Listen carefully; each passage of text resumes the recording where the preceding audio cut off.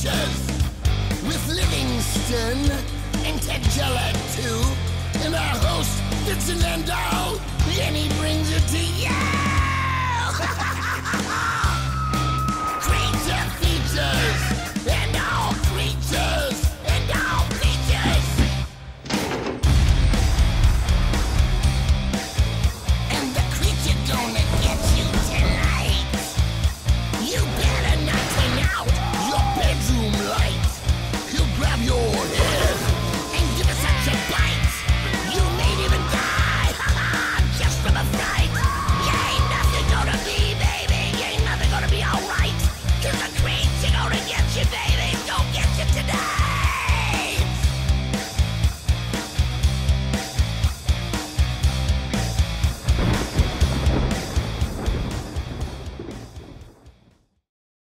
Exactly 42 years and 1 day ago, my dear late Uncle Reginald drove yours truly, a quite young and impressionable Vincent Van Dole, into London for a greatly anticipated event. It occurred at the Leicester Square Theatre, and I had been given a reprieve from classes that cold Tuesday to see the UK premiere of Star Wars. We had heard all the rumblings of enthusiasm from the other side of the pond about this motion picture, and it took months of hectoring my poor parents to allow me to leave school for a day to go see the premiere. Needless to say, I was changed forever after seeing this classic, and I've been an ardent fan of the franchise ever since. Or perhaps I should say, until a few years ago.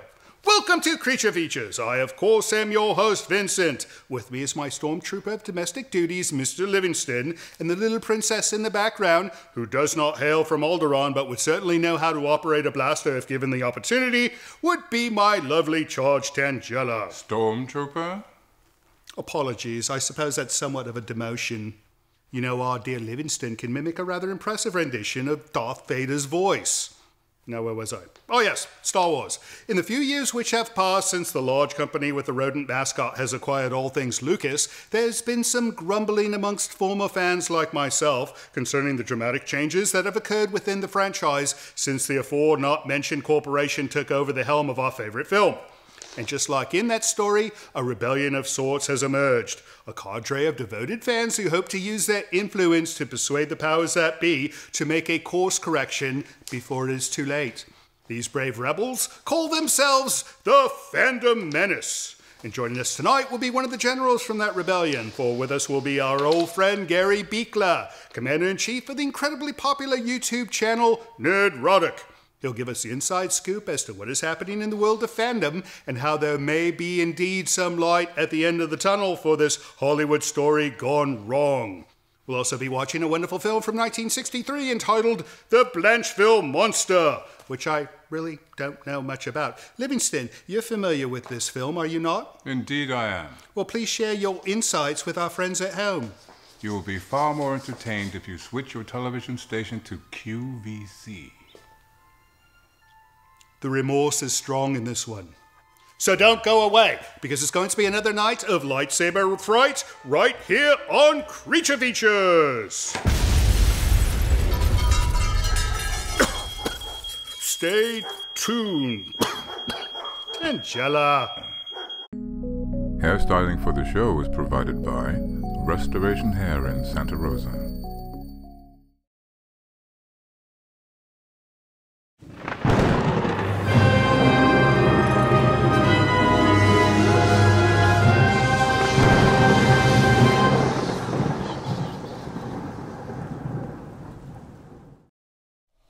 It's that time of the week. You know what time it is. It's time for Creature Features, and we've got our old friend Gary Buechler from Nerdrotic. You know, he's a pro on stuff, things that you're going to learn tonight. You got to watch this man's channel. But Gary, how are you? I am very well. Thank you for having me. Bit of trouble coming up, traffic. Yes. You know, this time of year, people in California do not know how to drive in the rain. No. So it's like red lights all the way up. First drop hits the ground, they forget how to drive. Right. Been here all my life, unfortunately. And you're based in San Francisco. I am. So, you know, most of the guests we have here are like based in Los Angeles. So, you know, they fly and they're already in a hotel when they come here. When he comes to see us, he has to drive the day of, so it's too much. So what's been new? What have you been up to? A lot of growth with the channel. We've been talking, last time we talked was Doctor Who, and now it's morphed into Star Wars talk. There's a large group on the internet called the Fandom Menace that I've become a part of. It's more of a hashtag. Part of? You are like Grand Moff Buechler of the Fandom Menace. You're not a part of it. I think you are like the secret leader. I don't think there's a leader, but thank you. But yeah, I've just been motoring along, going after Disney after the destruction of one of my favorite characters of all time, Luke Skywalker, and we won't even talk about Han Solo.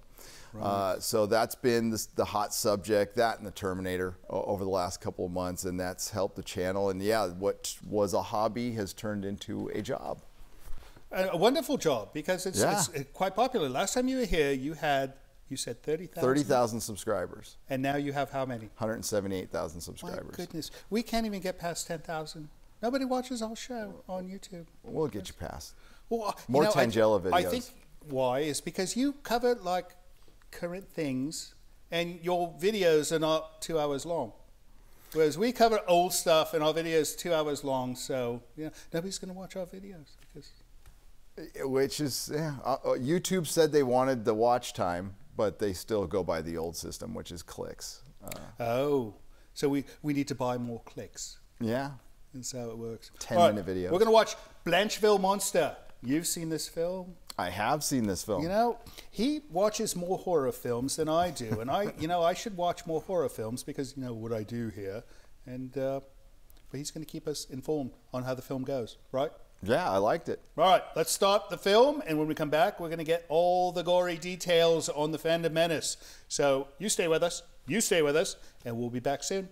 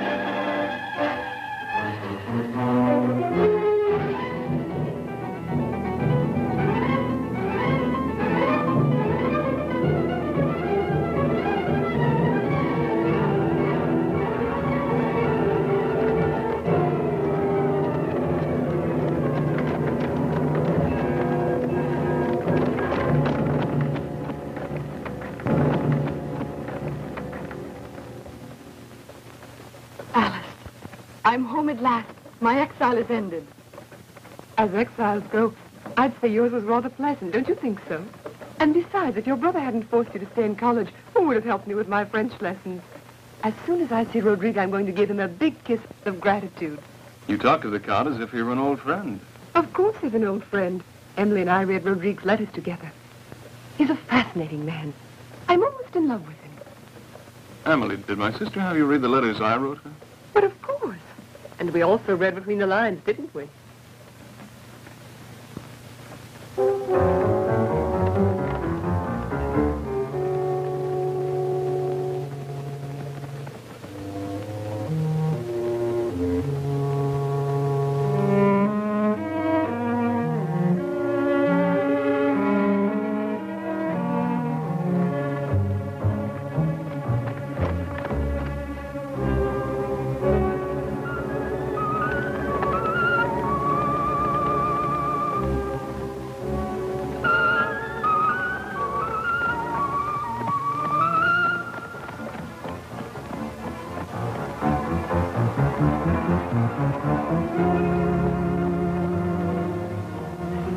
Welcome back, mademoiselle.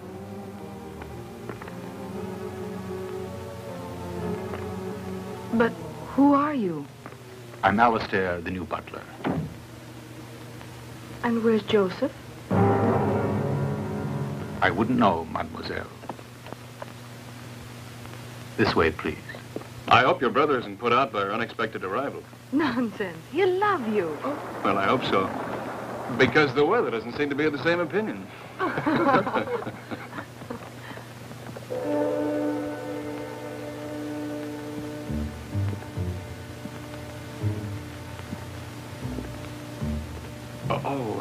Thank you.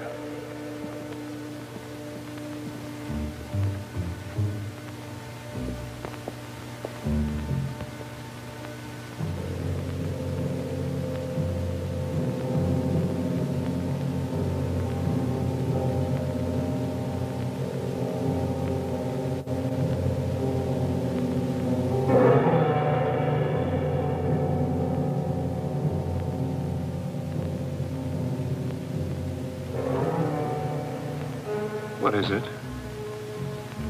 When I left the castle, my father was still alive. But weren't you here when your father... No. It was her brother who told her.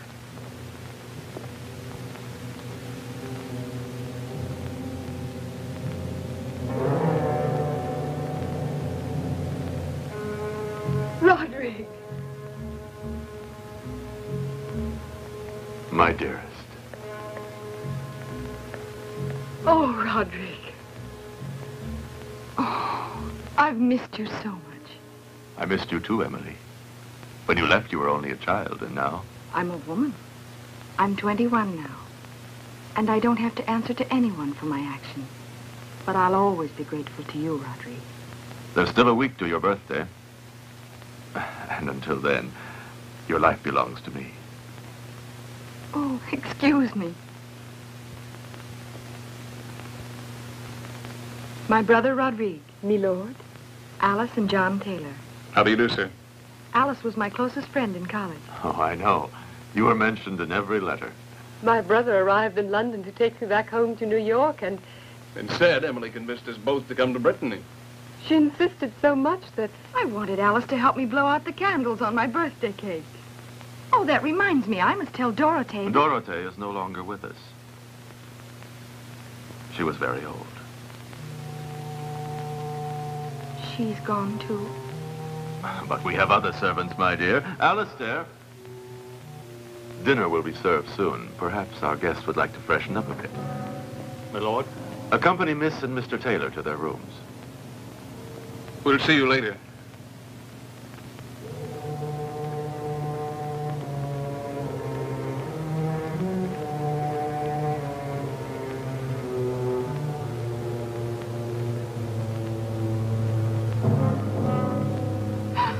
Oh, Roderick, forgive me. Forgive me, but to return home like this after our poor father. There's nothing to forgive, Emily. I understand, my dear.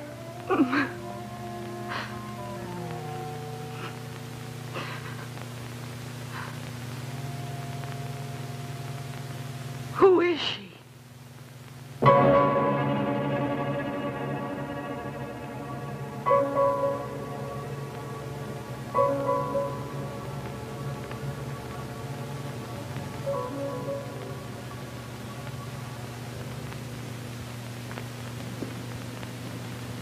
Welcome back, mademoiselle. Thank you. Miss Eleanor. Our new housekeeper. Everyone seems to be new here, Roderick. Miss Eleanor deserves our thanks for the way she manages the house. Thank you, my lord. I also hope to gain Miss Emily's trust and confidence very soon. Go now and make yourself beautiful. And remember, you are now the lady of the castle. Accompany my sister to her rooms.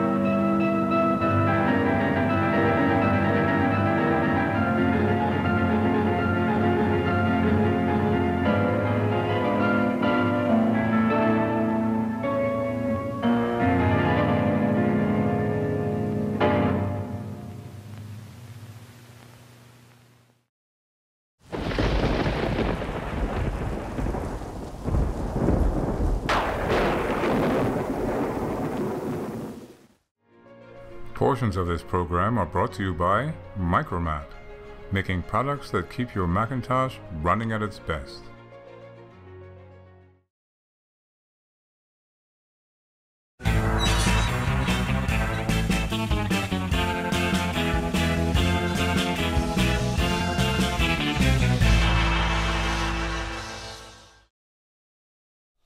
Welcome back to the show. We are still watching the Blancheville Monster with Mr. Gary Buechler, head man, like main general of Nerdrotic, right? Yes. Founder, chief bottle washer, and breaker of news. Now, you're like a plucky news reporter. A plucky news reporter. I never thought I'd be That's described that. We're still looking for a description for what I do. You're a journalist. You're an I don't know about investigative journalist, and you should have like a press pass. You should like, wherever you go, you know, it'll get you to places that us mortals cannot go. I got my first one for New York Comic Con. No, just a but you couple make months ago. your own that says Nerdrotic. Oh, I should. Right, Yeah. do it. All right, this movie. So this housekeeper person, she's obviously going to be a source of concern. Don't tell us what's going to happen. He's seen the film already. But, you know, I was just thinking watching this that we once had a housekeeper like that here. And she was stealing silverware. So I think that's what's going to happen with this one. She's stealing the silverware. Mm-hmm. Could be wrong. Could be wrong. Who knows? Who knows? Maybe. All right. Well, we were talking during the break about one of my favorite franchises, The Terminator. And it seems like The Terminator has been terminated. For good. For good. And it is pretty funny because for each try, they tried to create a new trilogy, and now they have 3 movies that have failed, a trilogy of failure. That should be the new name. They You could should probably write a book package it called like that. Terminator, a trilogy of failure. So I did not see the film because I saw on your channel that it was so bad that I should save my money and my 2 hours. Yeah, that's how I opened my review, and I stick by it. And the movie's been out for quite some time, but what it did was destroy whatever legacy the Terminator franchise had. I've always argued that it shouldn't really be a franchise. It was just an action movie with Arnold Schwarzenegger, directed by James Cameron. And they've tried a couple of things different that are interesting, like with Christian Bale. But this latest one was just done purely for symbolism. And I don't know how far we want to get into spoilers on this, but they... Oh, do it. Yeah. They kill John Connor in the first minute of the film. Right. The only thing good about it is they de-age Linda Hamilton and Edward Furlong, and they both look amazing. So it's the technology and Arnold Schwarzenegger. I've seen this clip. If you look on YouTube, you could find that clip of the very beginning of the film, right? I mean, within like the first 2 minutes, they kill John Connor. Yeah. Shoot a little 12, 13, 14-year-old boy in the chest, and it's Arnold doing it. And again, it looked fantastic. They were on a beach in Mexico, and the center of the entire franchise is killed immediately. The entire basis of the story is gone. And the journey of Sarah Connor is just undone. Right. And this is one of the strongest female characters in cinema history, one of the best female characters in science fiction, period. Comics, books, movies, in my opinion. And they completely undid her story. And it was James Cameron's idea. You know, I saw that you said he admitted that. However, do you really think it's him? I mean, even though he said it was. I don't think he cares about Terminator anymore. I think he's into his avatar now, and he had probably. There have been so many rights issues with Terminator, and I think he was just asked back again to endorse this. And he did that with the last film. Now, he wasn't a producer on the last film, but they brought him back to endorse it. So maybe he did it intentionally because he knew it would fail and he'd never have to do this film again. Maybe. That would be something to consider. And then he got in an argument with the director, and they were in a spat for a little while. Right. I think they still are, actually. I've done a couple of videos on that. So. Interesting. The drama's been good. Interesting. All right, let's get back to this film, and when we come back, we're going to talk about some more movies. Right? Right. Right. Off we go. Back to the Blancheville Monster. You guys stay with us.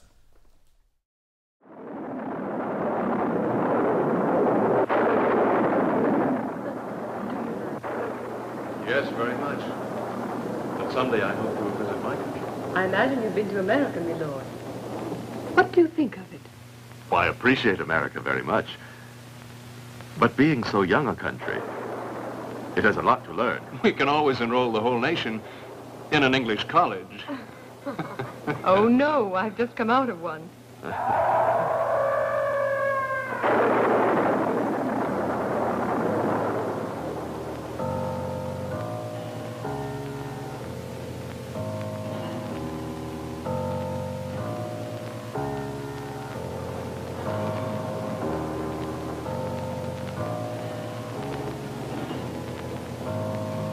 Did you hear that? You needn't fear, Miss Alice. It's just a storm drawing to a close. No, not the thunder. The scream. It seemed like a scream to me, too. Like a... Emily, perhaps you're mistaken. It was more like the sound of a dog howling. That was probably it. Just a dog. Of course, our peasants have many of them. By tomorrow, you'll be accustomed to the countryside that surrounds this old castle. Oh, I'm being silly. I'm afraid your sister is very excitable, Mr. Taylor. Good evening, Doctor. Good evening.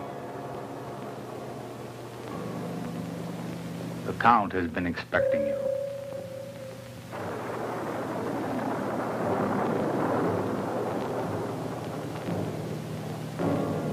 You must all be tired from your long journey. It's quite late, and you'd best get some rest. I'm not at all tired. In college, you were already in bed at this hour.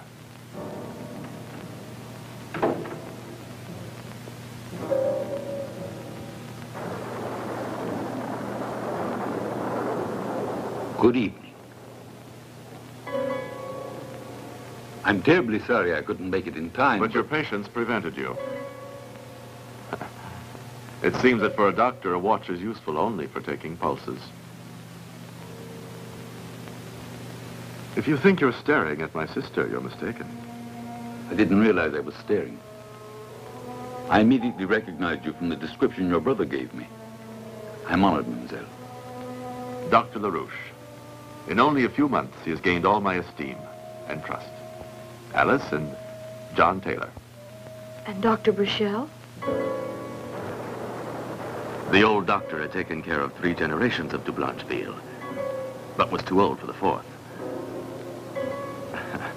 Shall we go? I wouldn't forgive myself if the beauty of our lovely Miss Alice were to suffer for lack of rest. You're making me blush, my lord. My name is Rodrigue. I'll accompany you to your rooms. Wait for me here. I must beat you at chess. Is Eleanor? Yes? Thank you, sir. You're very kind. I'd appreciate it if you wouldn't mind keeping me company.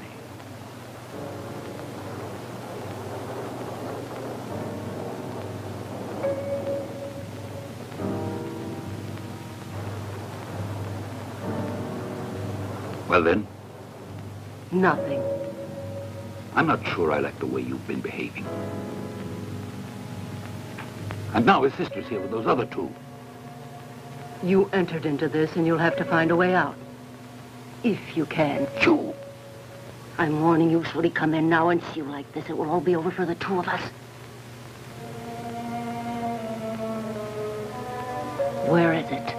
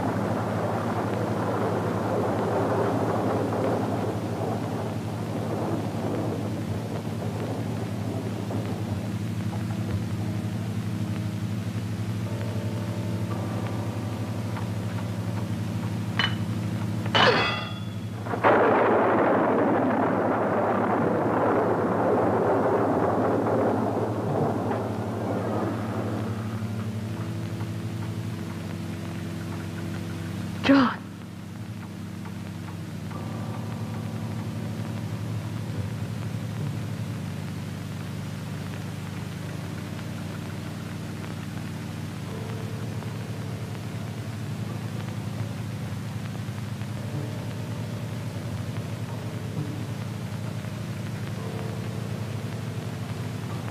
John.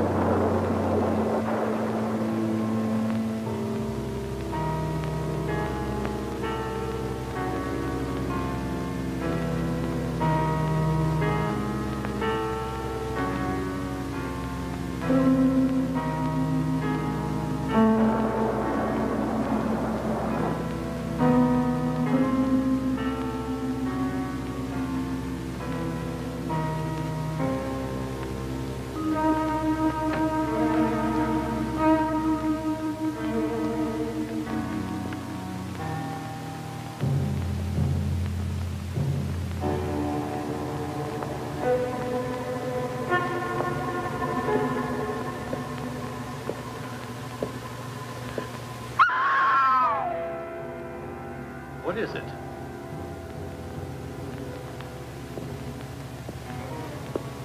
Do you need something? No. That is, up in the tower, I saw... Oh, my God. Will you tell me what you're talking about? I tell you, there was a man. I saw him. He was a monster. And his hands were all covered with blood. He was shouting. I tell you, I There's saw... no one in the tower. Are you sure that it wasn't just your imagination? No.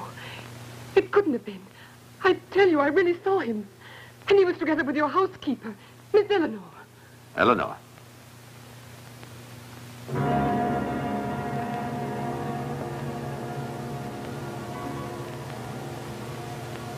We can go up together. Are you afraid? No. I'll go.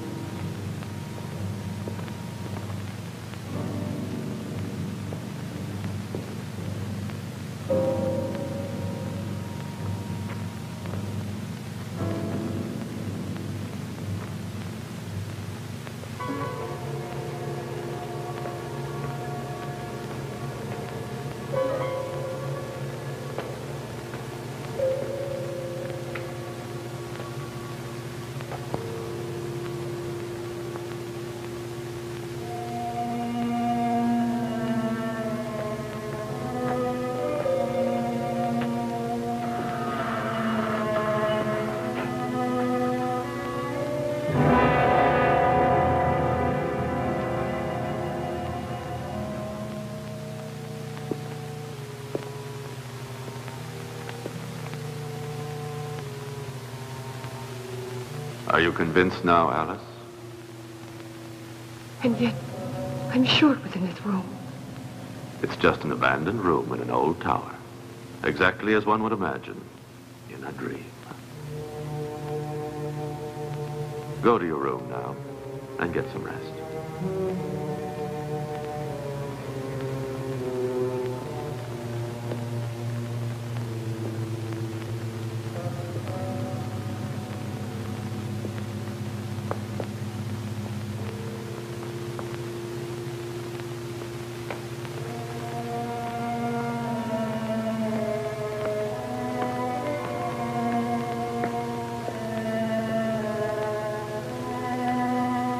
Please forgive me.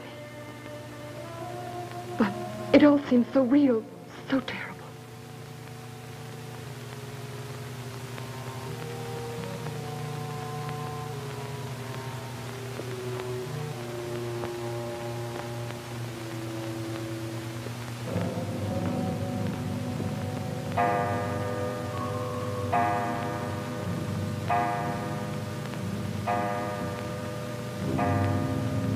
The hour. It was midnight. It's now midnight.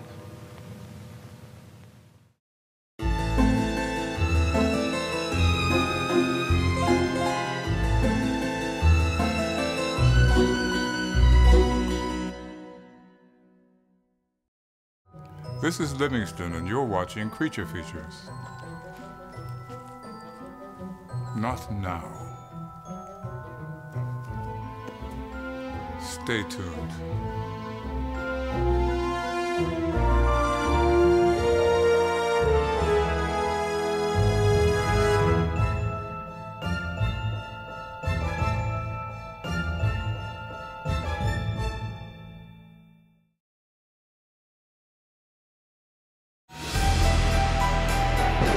This portion of Creature Features is brought to you by CreatureFeatureStore.com, the official merchandiser of Creature Feature accessories.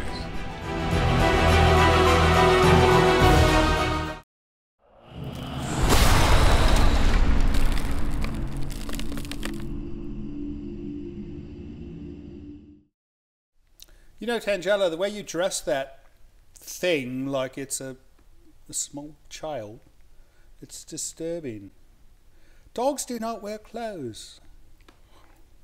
Welcome back to the show. We are here because Gary had to step out for a moment, and it's the time we do letters because we actually kicked the guests out so we could do letters. But, you know, it's nice. It gives them a chance to use the loo. So we're going to do letters from you to us right now. What do you got for me, Livingston? I have an email, I believe. Oh, good. You have a novel. Novelette. It's a novel. All right. Who's this from? Lewis Taylor. He does not say where. Maybe he will inside the note. I shall read quickly, Lewis, because you are quite long-winded. Here we go. Hello. First, let me compliment you all for bringing this about. I loved the show when I was growing up, and you are producing a fitting continuation. We are, aren't we? As such, you should take it upon yourselves to follow up on the inadvertent social experiment that Bob Wilkins performed on American society many years ago. When I was 3 or 4 years old, I saw Night of the Living Dead during one of those early broadcasts. It traumatized me, and after I had to see it again every time it was rebroadcast, after that, even though it scared the... can I say that word? Bejesus. That's not what it says. All right, he used a 4-letter word. Scared the out of me. Well, I saw a video on YouTube of one of the Creature Feature events from the early 2000s, and they were interviewing a woman my age, and sure enough, she said exactly the same thing.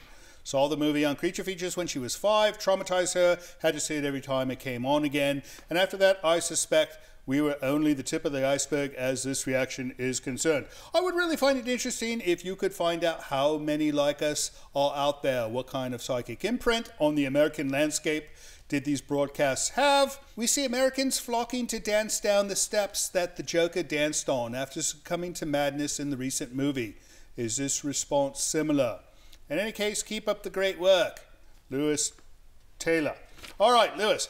This is a note we get every single day, every week of the year, 365 days a year, right? Everybody saw Creature Features with Bob Wilkins, and it scared them to death. So this is a continuous phenomenon. We do not need to do research to prove it. You know it. Everyone else knows it. It was a ghastly film, right? It was rather scary. Right, rather scary, as he put it. But, you know, I don't think it has that effect anymore. I think if somebody your age then, 3 or 4 years old, saw it now, they would be like, whatever, right? Perhaps. It's too bad. All right, thanks for writing, Lewis. Next up, we've got a note from Scott in Daly City. He goes, hello, Vincent and Tangela and Livingston. I'm addicted to Creature Features. I grew up watching Seymour's Fright Night in the early 70s in Los Angeles. Your variety of guests make Creature Feature watchable even when the movies are not. A question about the Bat. What makes it a Creature Feature worthy movie? To me, it's a murder mystery. What's next? The Sting? You know, I would love to run The Sting. We cannot. Well, that's a very nice film, but you And know, it's he's got a not good point. The Bat was not really a scary movie. All right, so our justification for that film was that you didn't know that till the end, right? We thought it was a real monster of some kind. I don't know. You know, we're running out of films. We've got to run anything we can get. So, you know, you're going to see a few of those, Scott. Thanks for writing. Last letter? One more, yes. Is it a bad one? We'll see. Steve S. He didn't even put his last name. It could be bad. All right, Vincent, Tangela, and Livingston. Love to see you feature a 3D monster or horror movie on the show. Sure, there are a few 3D, red, blue, classic type that fit in the show budget. It would make a great promo, and you could even sell Creature Features 3D glasses. Give it a 1 to 2 month promo, and it can happen. Since you are streaming on YouTube, you could make it a multi-channel to turn on the 3D or not while viewing. Keep up the good work. Love to see Livingston in 3D glasses. Ha! Steve S. That's a great idea. However, you know, those things give me a headache. You know, I cannot wear my glasses when wearing those other glasses. And, you know, it's got to be like red and green and blue. And it's... I don't know. You know, you're probably right. I should probably, like, open my mind to these things. But, you know, I'm a bit old-fashioned. Those are the old-fashioned glasses. The newer ones are not like that at all. Well, no, he's describing the old kind with the red and blue glass. Indeed. So, Passé. All right, thanks for writing, Steve. That is it for letters. If you'd like to send us a letter, you know what to do. Email goes to here. Regular mail goes to here. It goes to Livingston first. He shall read it and pretend like he has not. And then it comes to me. We read it to you. And there we go. We'll be right back with Gary Buechler in a moment. But first, let's get back to the Blancheville Monster.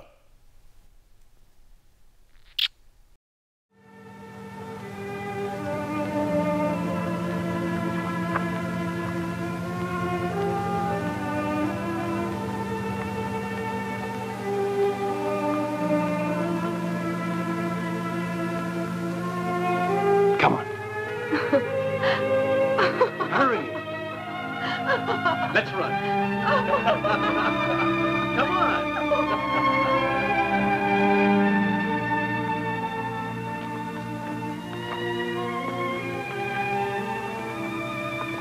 There was a terrible fire, and the old abbey was completely destroyed. And Emily's father died. Yes. How strange. Was he anything at all like Rodrigue? I wouldn't know. One is surrounded by sadness in these ruins. On the other hand, your brother seems to be enjoying his vacation here. And why not? He's in love with Emily. It's only natural. Emily's very lovely. But she's at the Blancheville. What do you mean? Oh, nothing. It's that she belongs to one of the noblest families in Brittany. And I don't think your brother realizes what he would be up against. You mean that a de Blancheville cannot fall in love with a John Taylor? Oh, of course, there's no law to prevent Emily. But there are certain prejudices that exist in these families. And if one is not kin to them, it's advisable to stay away.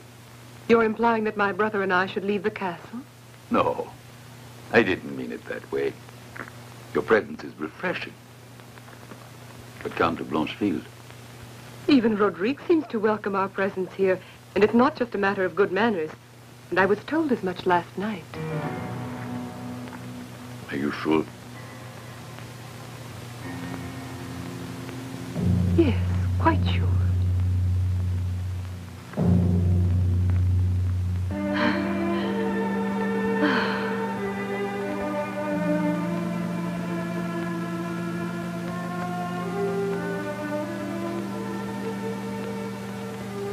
Oh, John. I love you, Emily.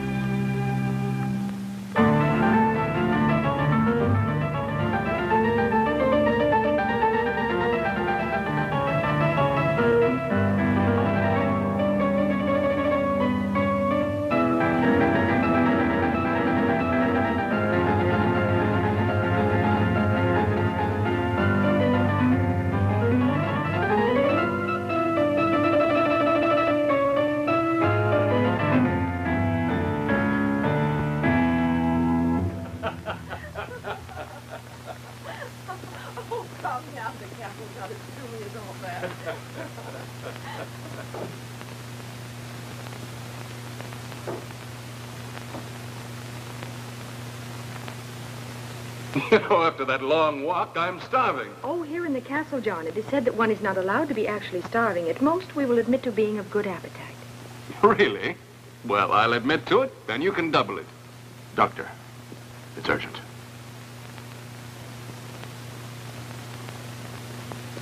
Excuse me.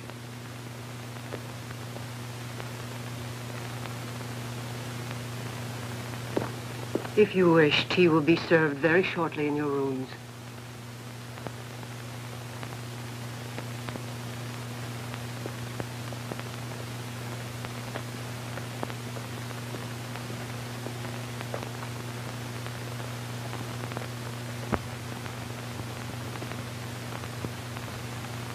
I've decided to tell them and stop this pretending. Why did you have your sister come back? You could have avoided... I couldn't prevent her. It's her home.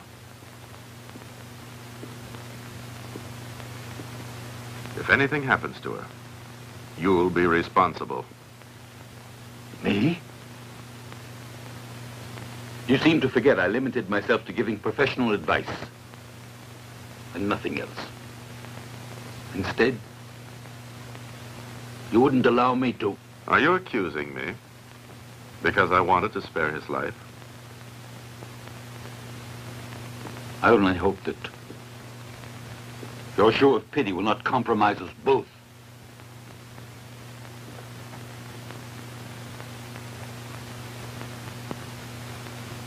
We must go now. Your guests are waiting for us. Alice, I need your help. Help? I think you know your brother John and I. We... Continue. You see, well, John and I... You're a pair of doves. That obvious. I didn't think you were trying to hide it. You mean even Rodriguez aware of it then? He has eyes.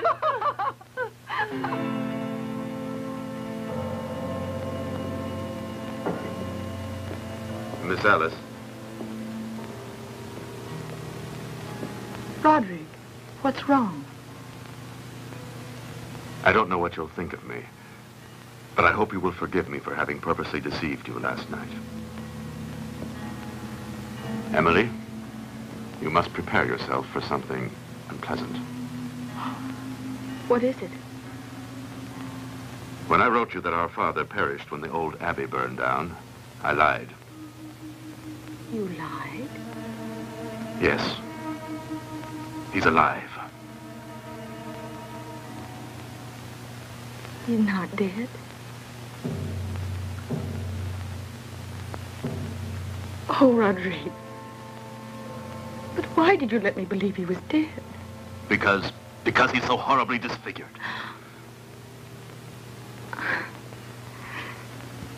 You must realize, I had to do it. To uphold the good name of de Blancheville. I had to. Your father. I actually saw him then. Yes. Try to understand me. Perhaps I shouldn't have done it. Until last night, I was still hoping to be able to hide the truth. But now... You knew it? No, nothing. I was sleeping when all of a sudden I heard a scream. I looked everywhere for John's room, and without realizing it, I found myself in that cell. That woman was there. She wanted to give him an injection. I saw her. She was there torturing him. Nonsense. He wanted to escape. It's true. In fact, he's escaped. And if you hadn't interfered, it wouldn't have happened. I was injecting a sedative prescribed by the doctor. She's right. He fled into the forests. Etienne and his men are already searching for him. Let's hope they find him. He's very dangerous. But he's so old. Besides, he's my father. I'm going into the woods to look for him. He'd never harm me. I'll come with. Come back here. What you don't realize is that it's you he wants to kill.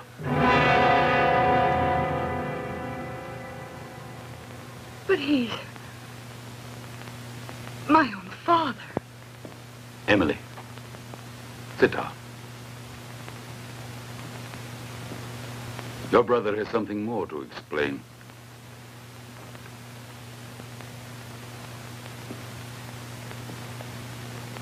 Speak up before it's too late.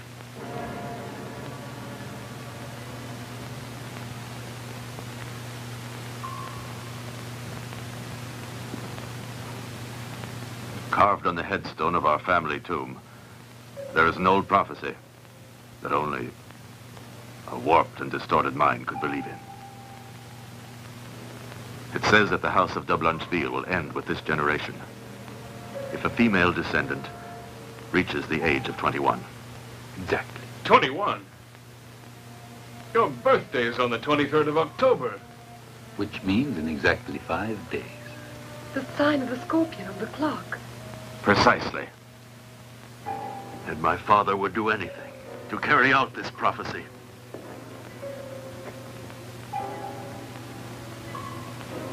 And that's why he wants to kill you, Emily.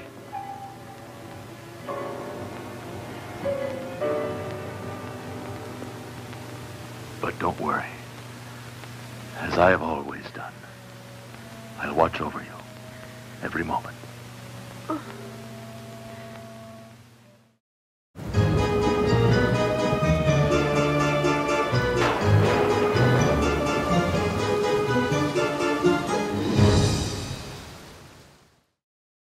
Portions of Creature Features are brought to you by the Winchester Mystery House in San Jose, California.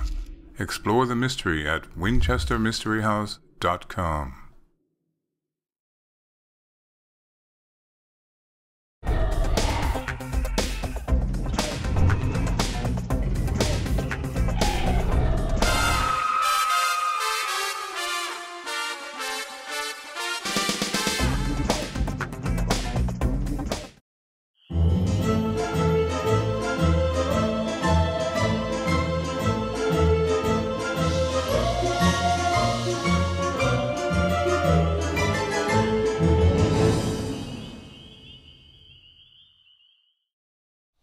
Welcome back to Creature Features. It is one of those nights where we show a film that I've never seen before, but however, I've got Gary Buechler from Nerdrotic to help us navigate through this film. So, the old man is still alive. The old man is still alive. It was a shock to poor Emily. Old man is still alive. You know, it's important in films like this. You know, they're always killing off old men too quickly. They are. Hopefully he will stay alive longer. All right, you. In case you're just tuning in, Gary does this thing called Nerdrotic Channel. It's a YouTube channel. You know, you should be on television as well. Because you're like the news of fandom. I hate to sound like that television's so old-fashioned now. I know, I think YouTube is the future. YouTube is the future and the past as well, but it's also the future. But, you know, do both. Do both. We do both. Doesn't get us as many hits as you do, but that's fine. That's fine.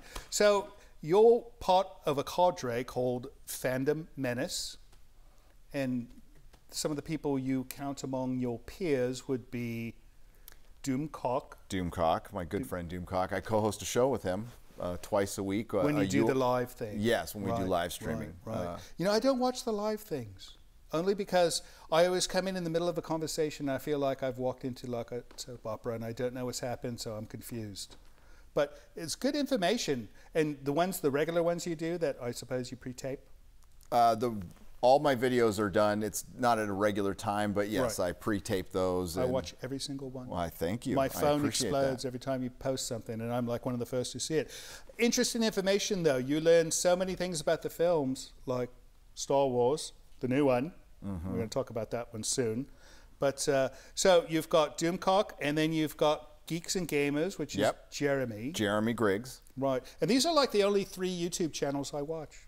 Is yours, Geeks and Gamers, and Doomcock, because I get all the information I could possibly need about sci-fi and you guys don't do too much horror though, do you? Not too much. When it's good, when it's like a blockbuster, which it hasn't been, like if it was all right. I liked it. Right. Stephen King's It. Right. Yeah. That is a horror.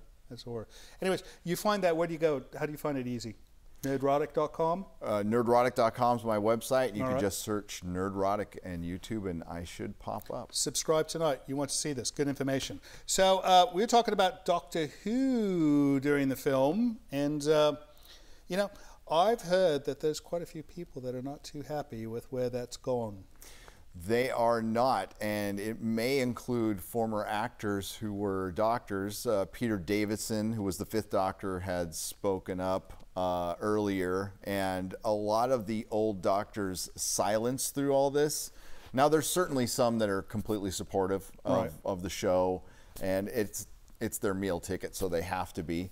But the thing that's changed since the last time we talked was there was very few of us criticizing it because it had gotten so political, and it was never a show that was like that before.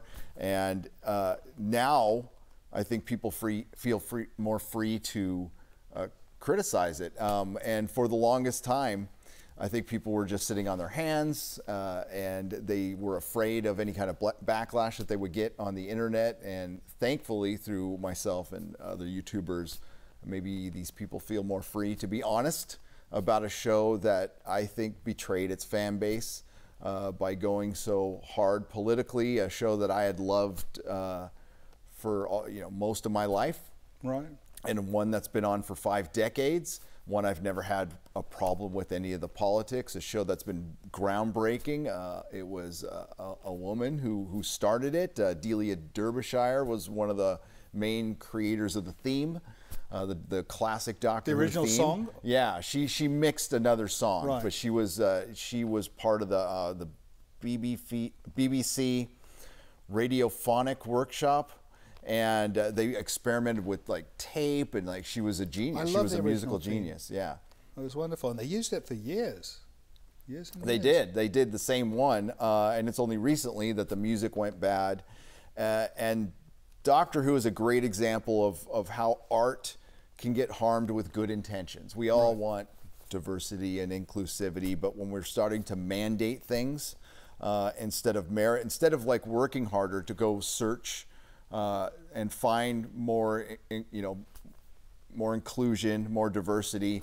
They want to keep it within their tight-knit group, so you don't have as big as a talent pool, and it's starting to suffer. So Doctor Who's being written, instead of by science fiction writers, is being written by soap opera writers. And I maintain that science fiction is the most difficult thing to write, that and comedy. And I find Doctor Who atrocious right now, and it's heartbreaking because it was my favorite show. And then the fandom got split. There was arguing, and that's the internet. I understand that, but sometimes the creatives on this show, on these shows, will come out and attack fans as well, and that's where I come in. So that's something we're definitely going to talk about on Star Wars, because there's been a lot of that going on. Yes. Right. And including the Terminator. We didn't mention that. No, Tim Miller's statements. Yes, that was terrible. That was terrible. All right, well, let's get back to this film, and when we come back, we're going to start talking about Star Wars. Right. Right. Important topic. Off we go. Back to the Blancheville Monster. You guys stay with us.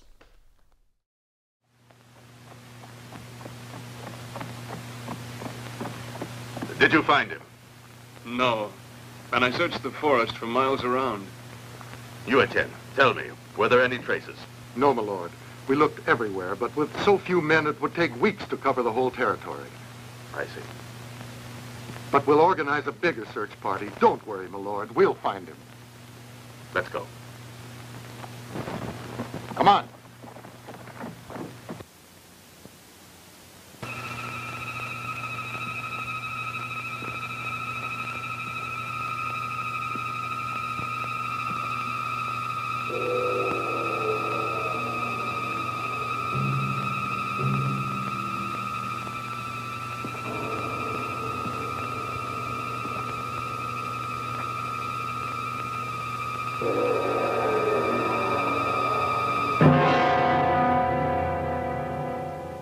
Emily, listen to me.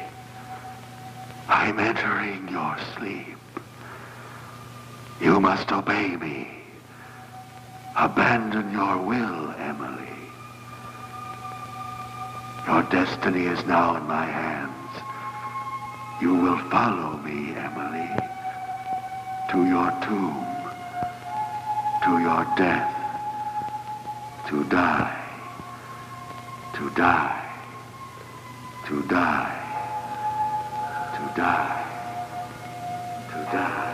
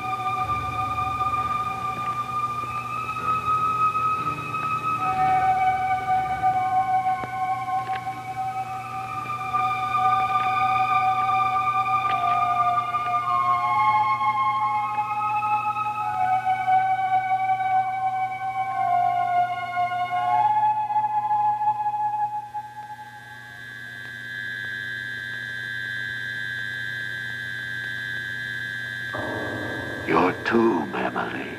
Your tomb. Enter. Do not resist, Emily. Abandon yourself to eternal rest.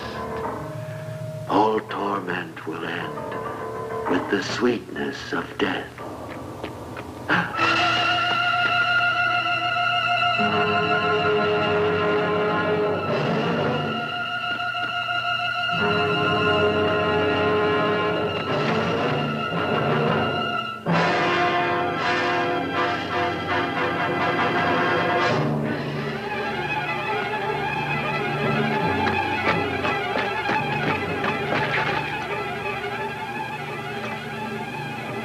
What are you doing here? That's what I'd like to ask you. I saw her when she left the castle. In fact, before the others find out, let's take her back to her room.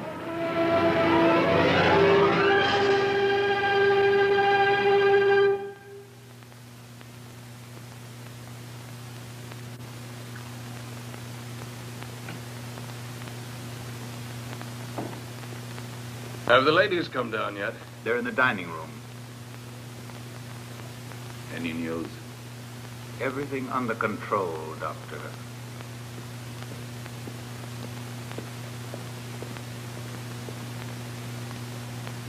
You're not drinking your tea? Oh, John, did you find him? No, not yet. But where's Emily? She was always the last one to get up in college. She's probably still sleeping. But yesterday she was already up by this time. Oh. Don't be so impatient, and now sit down and eat your breakfast. We'll be right down, dear. Fine.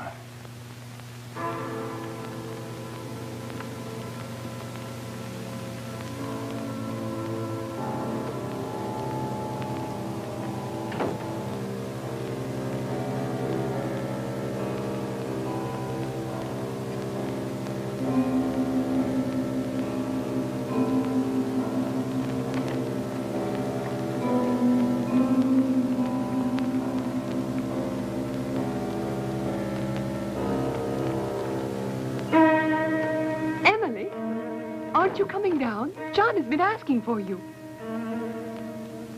Emily.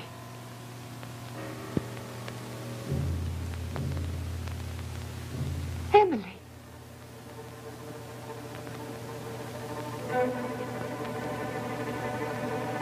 What is it, Emily?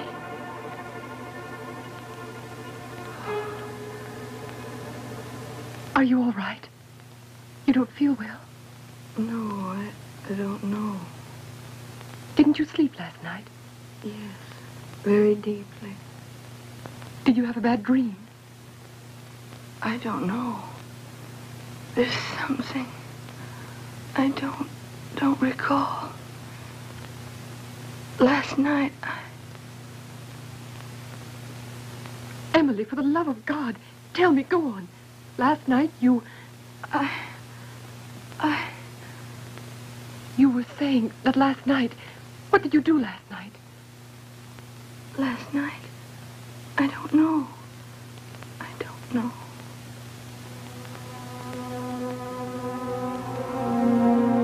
Emily.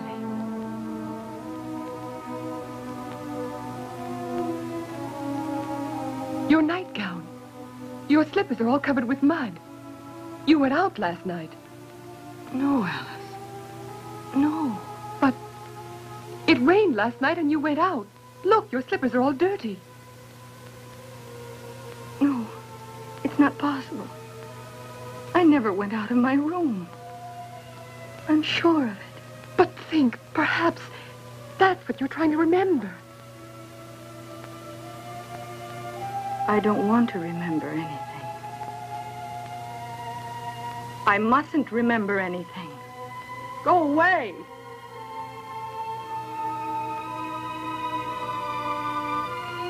Oh, forgive me. Forgive me. But I feel so strange. I'll be all right in a moment. I'll join you in a few minutes.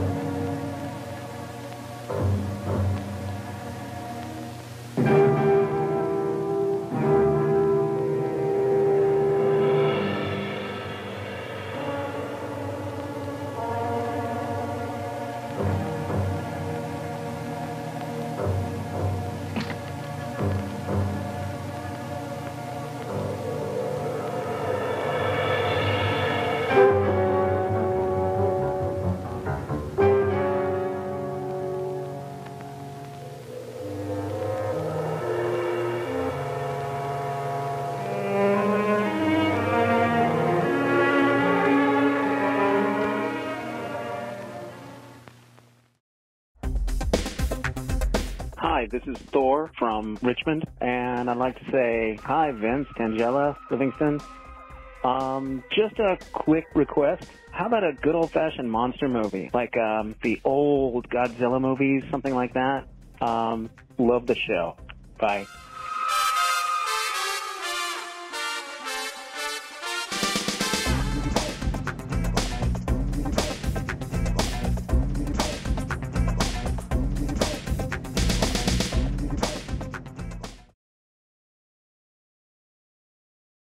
Portions of Creature Features are brought to you by the Winchester Mystery House in San Jose, California.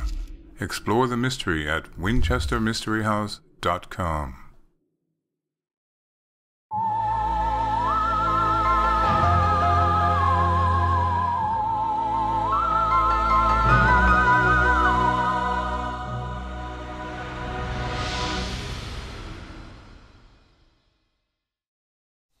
Welcome back to the show. We are still with Gary Buechler watching the Blancheville Monster. Gary, why does Emily have to die? So the family name can go on. They're a very proud family, and apparently she has to die before her 21st birthday or the family line will end. That's terrible. That's the way they see it. No. Well, I'm glad they've changed that, you know. The family name they've come could a long go way. on through. Right. Yeah, right. All right, so Star Wars. Any death of the family in Star Wars? It's been nothing but death in the family in Star Wars. It's terrible. It's sacrificing the best characters in science fiction, loved by millions for decades, and they were just tossed away. Literally. They Literally. tossed Han Solo down, what was that, like some kind of sewage tube? Yeah, some big old bridge on a super Death Star that killed destroyed 5 more planets than the original Death Star. You know, I've been watching this slow motion train wreck in the theaters, and I think you were the only one who came up with the logical reason why this is happening, and this is this whole licensing thing with Lucas. Yes, I get inside information. Some of it's good, some of it's not sometimes, but because I am not a journalist or a news organization, I am not bound by any ethics or rules. I try to tell people that when I get a rumor... Which makes you more ethical than them. Maybe. I do tell people when it's a rumor and it might not be true, but I was given information about George Lucas possibly still owning rights to the original characters or a portion of it, where he would get a residual, possibly. Right. Anytime they brought Han Solo back, he gets, you know, right. 0.5% or something. And that would explain why there's no original trilogy characters or even prequel characters of note at Galaxy's Edge. Which is the Disneyland Yes, which I've exhibit. been to see it for myself. So they're killing them off in the movies. They don't have them at the theme park. It's got to be what it is. It's the only logical explanation. I've heard what Bob Iger said out loud. I don't know if I can't remember if he said it in his book, but he said it in an interview that he just loved what they were doing with the film Solo so much that he decided to stick with the Disney Star Wars, and that's what I call it. I call it Disney Star Wars. I don't call it Star Wars anymore. And that was his inspiration to do it, which I don't buy, but that's my opinion. Well, that film was not a huge success. No, it was the first Star Wars film to lose money. My goodness. All right, well, speaking of Star Wars films losing money, next segment we're going to talk about the new one. And we'll see what you think about this. All right, let's get back to the Blancheville Monster. We'll be back soon with Gary. You guys stay with us.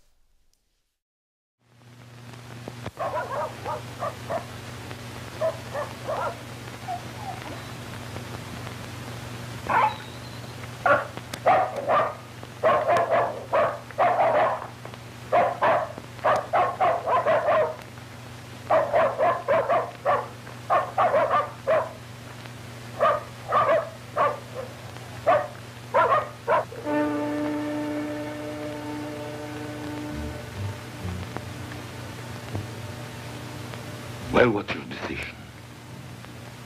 He or I? You must decide. Had I wanted, by now you would have been betrayed.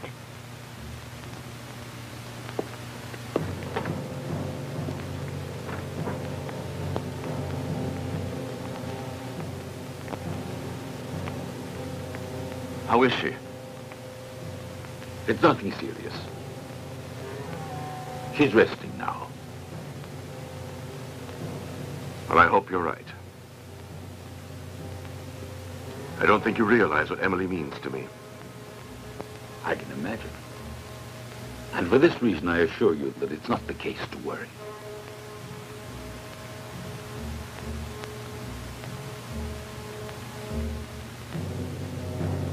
Two or 3 days of rest, and she'll be carefree and fit as she was before. Is that everything? You have my word. Well, what was it then? Perhaps she is still overwrought. Or she has fallen in love. Yes, that could be it. The American? Nonsense. Within a few days after Emily's birthday, he will have gone away. You can be sure of that. Does Miss Alice stay?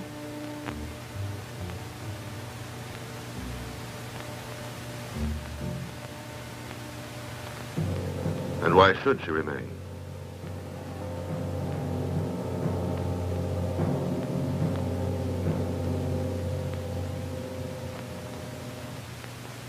Actually, many doctors are interested in the study of hypnotism. Of course, but if you consider Emily's condition, it's a strange coincidence. You might have told me sooner. I only found out about it this morning. And then, how could I have told you if you were out all day leaving me alone with Rodrigue? You like Rodrigue, don't you? Yes, very much. If you want my opinion, I don't like him. Nor this miserable castle. As far as I'm concerned, they can have it. Good night, my wife. They've gone to bed. It's time you go and get some rest. It's midnight. You'll see Emily will soon be better if we both watch over her. In this gloomy atmosphere, Emily's buoyant, young, and jovial. But in this manner, how can you help feeling anything but moody? The servants in this place, the walls, everything here seems morose and deathlike. John, please. I'm sorry. Forgive me. I'm very worried for Emily. I've got to convince her to come away with me.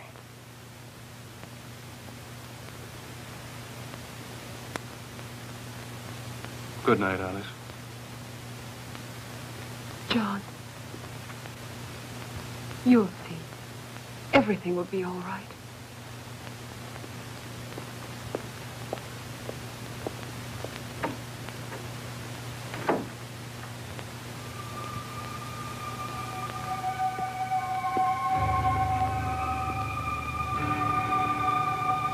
Emily.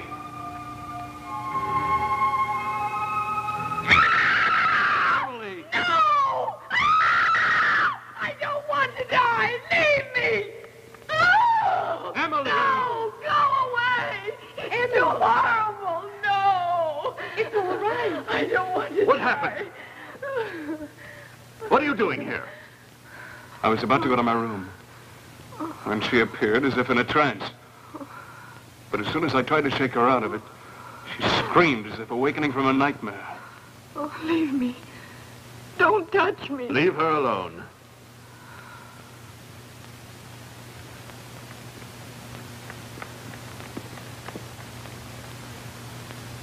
Have someone call the doctor. I want to get to the bottom of this. No. Emily doesn't need any doctors. And much less one like LaRouche. What have you against Dr. LaRouche? John.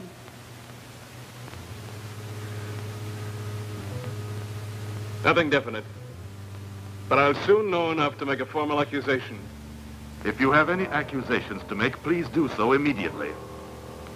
Dr. LaRouche is a gentleman, and I have never had any reason to doubt my faith in him. Milord, I am a doctor, and I don't see any reason why my interest in magnetism or hypnotism should need any justification.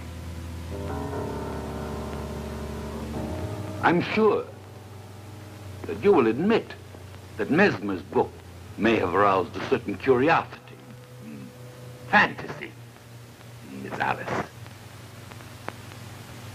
My lord, believe me. The art of hypnotism is now recognized by many doctors and may one day be a part of medical study, despite the barriers of an ignorant society. I truly hope you haven't been using my sister Emily as a guinea pig for your experiments. Because if you have been, you'll have... You're wrong.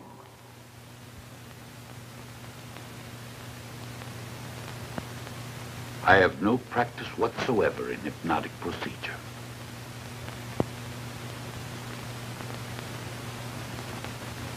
But there is no doubt that the girl's state of prostration is a condition that resembles most accurately what is referred to as a hypnotic coma. A hypnotic coma? And what does that mean? It's difficult to talk when you're under accusation. However, I can tell you, what is now afflicting Emily is no passing illness. I assure you it's something much more undefinable, affecting not only her body, but threatening inexorably to kill her spirit. This is all very vague. Exactly. What you have yet to explain to us, Doctor, is Emily's helplessness and her transformation. In only a few hours, she's become a useless creature. Deprived of any will to live. That's exactly it. Deprived of her own faculties. Emily seems to be the victim of a slow and ever-progressive case of poisoning. Of poisoning? Yes, sir. It's not her body that is threatened. It's her spirit. Then what would you say was the best cure for her? I wouldn't leave her alone. And that's the reason I insisted she stay outdoors as much as possible. I know of no other cure that could help her. You're of the same opinion, Mr. Taylor? Yes, of course. But... She's coming down now. I think that I've been acquitted. Oh, don't go. I could have easily satisfied your curiosity personally if you'd asked me information about my book. But... It's all been cleared up, Alice. There's only one really effective cure for Emily. And that is to free her from the nightmare of her insane father. Quiet, she's coming.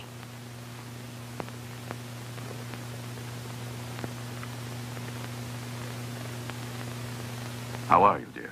Much better. Would you like to walk outside in the garden for a while? Yes. Don't go too far. Aren't you coming? No, I'm afraid I've neglected my business these days, and I must take advantage of this moment. With your permission, I'll accompany you. If it pleases you. Very much.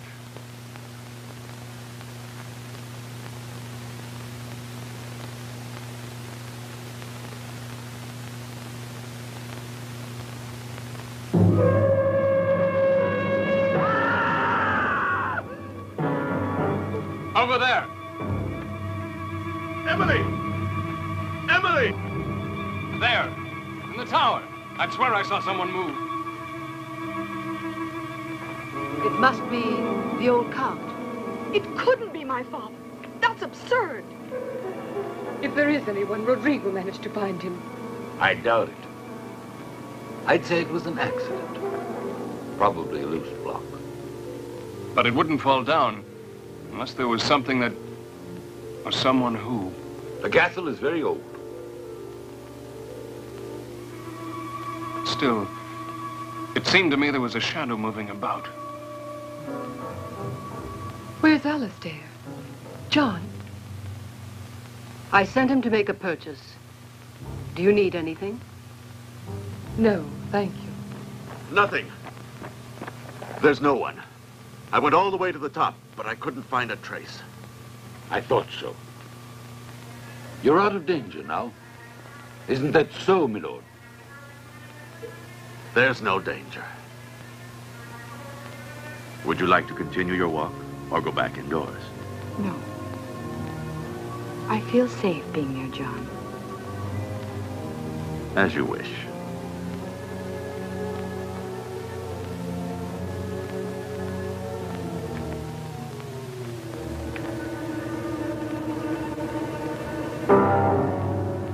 Miss Eleanor, would you come with me a moment, please? We will have to repair this.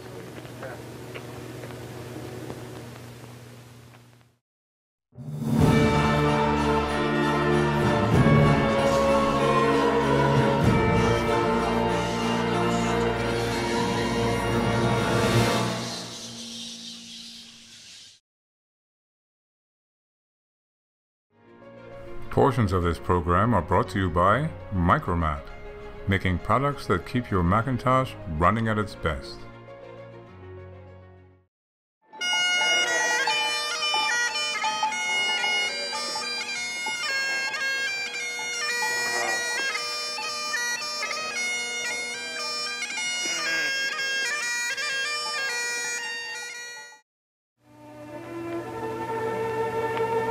As soon as you're well again, you'll come with us to America. It would be wonderful.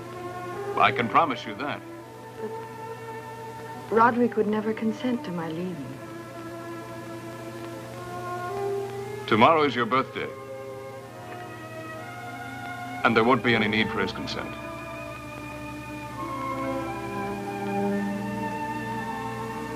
And if you are in love with me.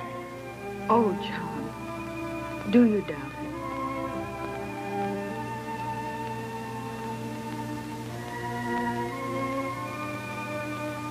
I'm sure that if we could have met under different circumstances, you would now have another opinion of me.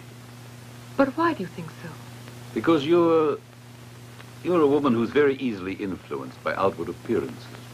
You mean that I'm superficial? The opposite. If you have a fault, I'd say it's something to the contrary. A hypersensitivity. Obviously, Count Rodrigue has made quite an impression, hasn't he? I didn't know I had to reveal my impressions. I maintain, however, that Rodrigue is a gentleman as there are very few. Of course. I know that you don't include me in those few. And yet I would do anything to have you change your opinion. I didn't say that you... Please don't.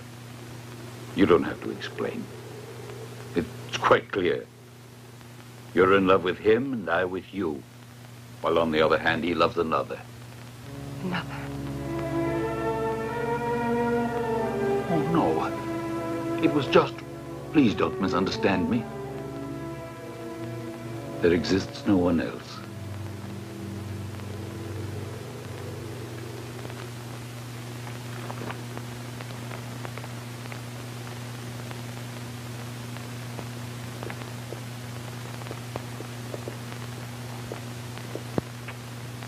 I carried out your orders, Miss Eleanor. Open!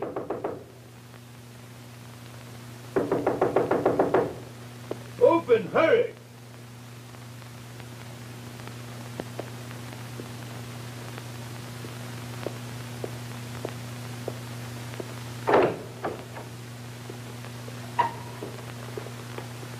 She's only fainted. Carry her up to her room. Alistair? Did you want something, Miss Alice? When did you come back? Come back, Miss Alice. Didn't you go into town on some errands? Ah, yes. I went to purchase some medicines for Miss Eleanor. For Miss Eleanor? For Mademoiselle Emily, I was sent by Miss Eleanor. Perhaps a doctor can tell you, Miss Alice, if it was he who prescribed the medicines. I? Oh, yes, it's possible. Dr. LaRouche, I'm sure, better than anyone else, could inform you on all matters concerning this castle. Do you wish anything else, Miss Alice?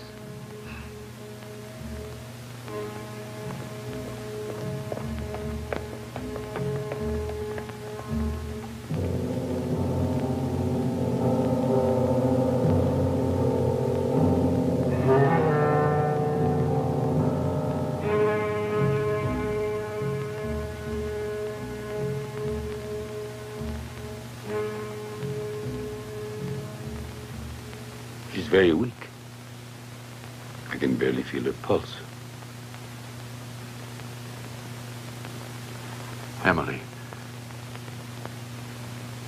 Emily, dearest. It's me, Rodrigue. Emily. She's coming too.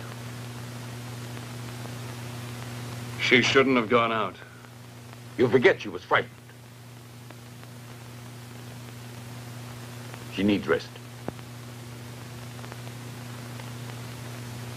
Alice, could you stay with her until she's fallen asleep?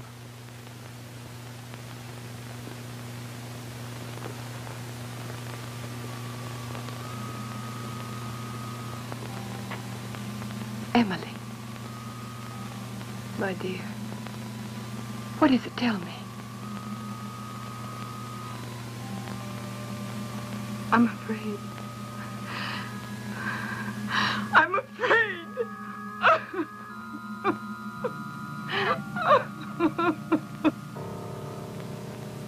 No. It's not the walk that made her worse. The cause must lie somewhere else. She's terrorized. Emily lives in the fear that someone is going to kill her. If they haven't found the old Countess yet, I'll find him. I'll find him even if it takes the rest of my life.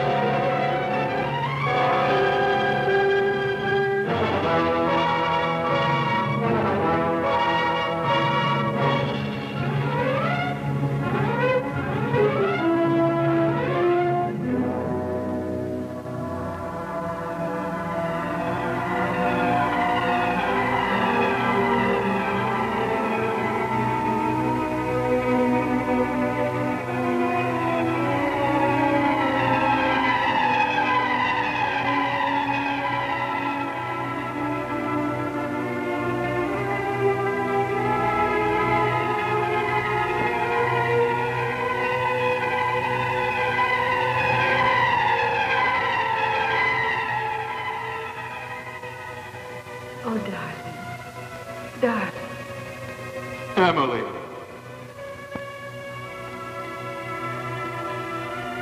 Emily! John! John! John! Emily! Emily!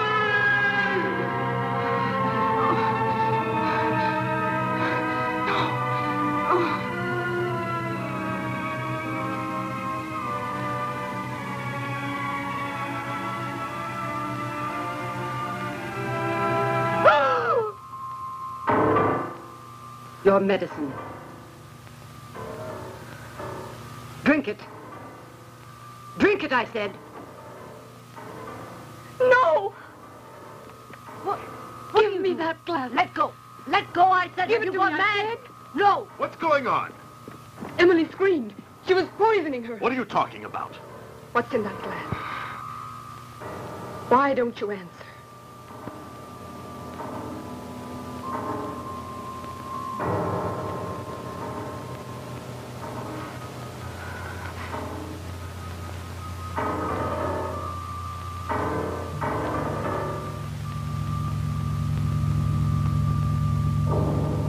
If you can't trust me, then why don't you give it to her? 10 drops.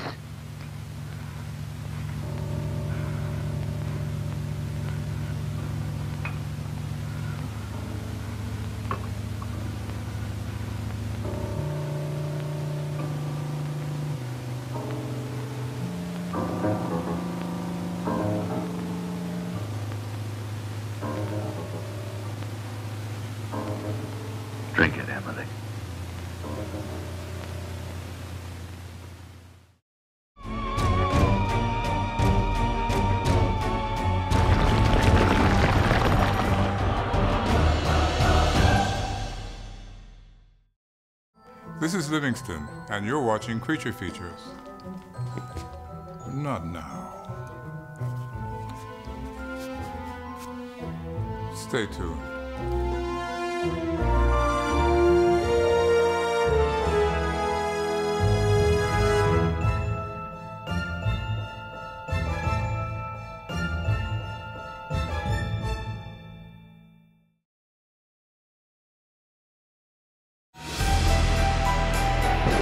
This portion of Creature Features is brought to you by CreatureFeatureStore.com, the official merchandiser of Creature Feature accessories.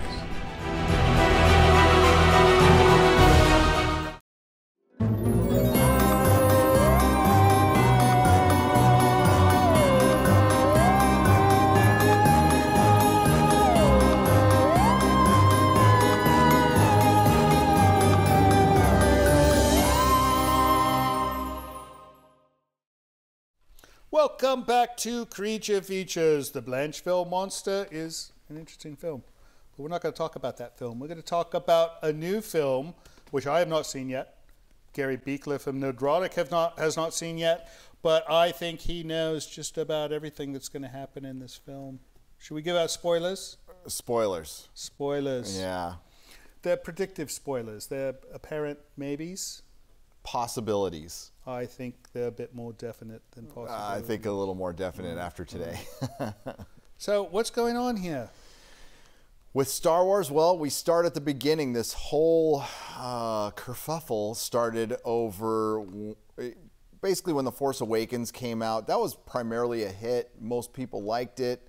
I didn't when it came out because Han Solo was my favorite character. Right. I felt like they had disgraced the character. They made him a bad father. He abandoned Leia. He abandoned his son. He went back to the smuggler life in his 70s and lost the Millennium Falcon and died needlessly. They just threw that character away. Literally threw him away. Literally threw just him tossed away. him off a bridge and said, "See ya, get out of the way." And imagine the opportunity they had. They had the original three. They could have done some heroic last hoorah together. And what they do? They tossed him down a toilet shaft. They couldn't put Han, Luke, and Leia and Chewbacca and Lando in a scene together for 5 minutes. Right. In 3 movies. They wanted to string it out over 3 movies to get the nostalgia points. Right. But also so they could help bolster their new characters, which would make sense if the new characters had caught on. Now, some people, they have caught on with some people. I will say there's still a large segment of people who like this film, but I think it's a larger segment who doesn't after The Last Jedi. And it was because of the treatment of these characters. Star Wars is our modern mythology. Right. I've never liked the copyright laws. They're too damn long. And I think there's a point where some of these stories do need to kind of go back to the people because America has its mythology now and it's Star Wars. That's an interesting point. But now it's just a category on Disney Plus because they've done so much damage to Han Solo, and then The Last Jedi came out with Luke Skywalker, and that's where the fandom menace was born. Right. And it's been around for a couple of years. And it's a very large movement. It's not organized. It doesn't have a leader. There's a bunch of us, channels of all sizes. We still have channels starting out in the last couple of months that are growing now, who were just people in my live streams. They decided to start their own channels, like Geeky Candy started her own channel, and she's doing great. And we are just customers begging Disney to just make good Star Wars and not be so political about it. And then the worst part about it and what perpetuated all the arguing was the treatment of the fans by I call them repurposers. I don't call them creatives because creative people. And you have a certain name in mind here. I do. Jar Jar Abrams is the king repurposer. Jar Jar Abrams. Yes. Not a fan of this guy. I'm a Star Trek fan. He helped destroy Star Trek. And he has helped destroy Star Wars. I believe he is behind getting rid of the extended universe, the Star Wars extended universe, which was this just vast world-building entity of comic books and books that when Disney purchased Star Wars, just tossed it, doesn't count anymore. My goodness. All the fans who spent all that time, all that money, and they just said it doesn't count. That made a lot of people angry, but they still stuck on. But making Luke, I waited for decades to see Luke Skywalker as a Jedi Master for 10 minutes. I didn't expect him to own the whole film, but and what they gave us was Force. They gave us a Force projection Luke. It's terrible. You keep showing that clip of him drinking the milk from the. That was the moment creature. Star Wars died, when there's that manatee creature and he's milking it. I think it's one of them. I think there was a few before that. Yes. All right, so the new one. What do you think? Is it going to be good? Is it going to be bad? Are they going to save it? No, it's a total disaster. Disaster. As far as I call it, the Disney trilogy. I didn't name it, but that's what we call it. Is the Disney trilogy, and it's Disney Star Wars. I don't call it Star Wars anymore. And yes, I'm a 50-year-old nerd, and this stuff matters to me more than maybe it should. But there's no shame to my game in this. I love this stuff. I've loved it all my life. It's my profession now. And it can't be saved. Even if this is a good movie, it's a good segment in well, I'll be nice because we're on television, of a bad story. It's just a chain of failures. And there's a lot of leaks and spoilers out there. And today we got some confirmation that one of them is true, and it's looking like most of them are true. And I covered Game of Thrones a lot too, and that debacle in season 8, and it looks like Star Wars is going to go through the same exact thing. It's terrible. It is. I'm going to wait till it comes out on Netflix or something before. Maybe. I might not even watch it on Netflix. If you're sick, maybe. Right. No, it's going to make me sad. Get up and change the computer, I guess. Right. Well, speaking of making me sad, let's see what happens at the end of Blancheville Monster. All right. You already know. I don't know yet. So off we go. Back to Blancheville Monster. We'll be back soon with Gary. Stay with us.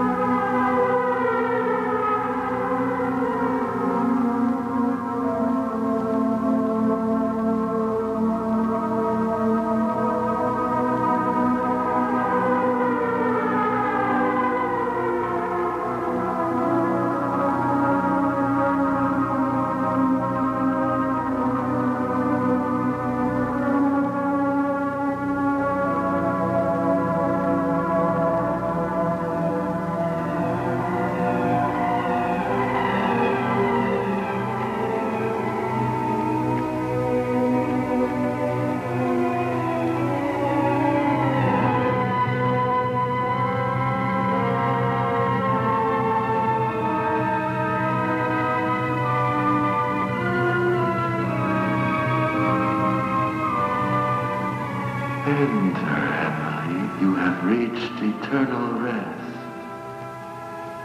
Enter. You are dead, Emily. You are dead.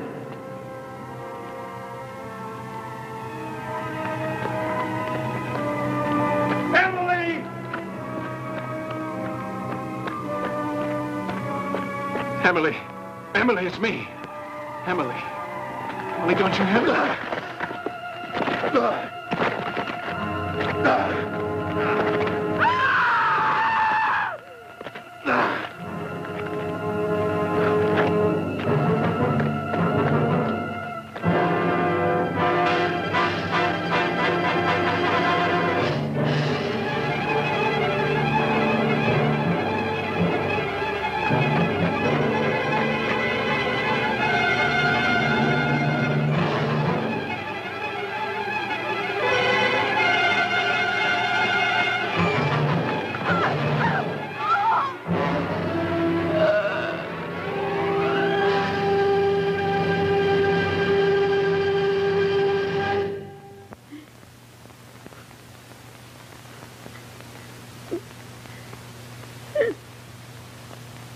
Why are you crying? Nothing, miss. It's just when I think that Emily's 21 today. I saw her born, you know. Yes, of course. And this is her favorite cake. Yes, that's why Count Rodriguez asked you to come here, Dorte. Thank you.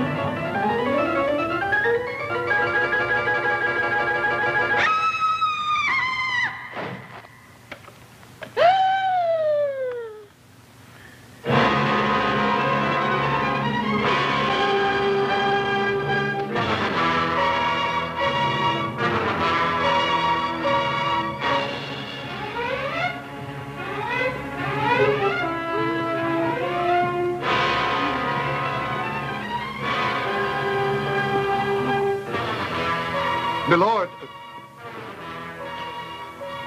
Milord!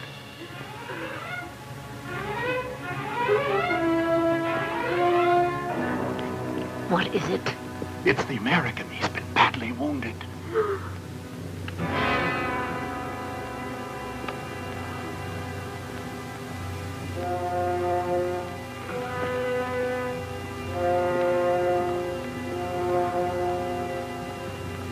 John! Oh, John, darling. John.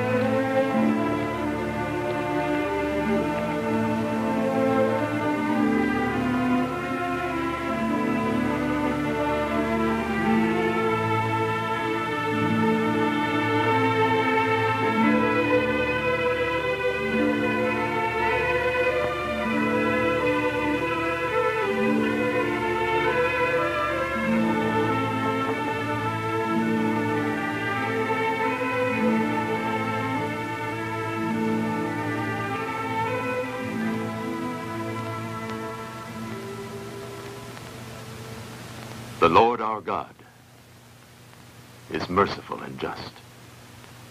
Lendeth our dear departed, O Lord, thy perpetual light. The righteous shall be remembered in eternity, and shall not come to suffer infamy. The Lord hath done good things. Creator and Redeemer of all the faithful, concede unto thy servants the remission of sin. I'm not dead. I'm not dead, Roderick. Why can't I open my eyes? Why can't they hear me? I must move my hands. My hands, they'll see. They'll know I'm not dead. If only I could speak. If only I could shout. I'm alive! I'm alive! Our hearts to weep. Forever, amen.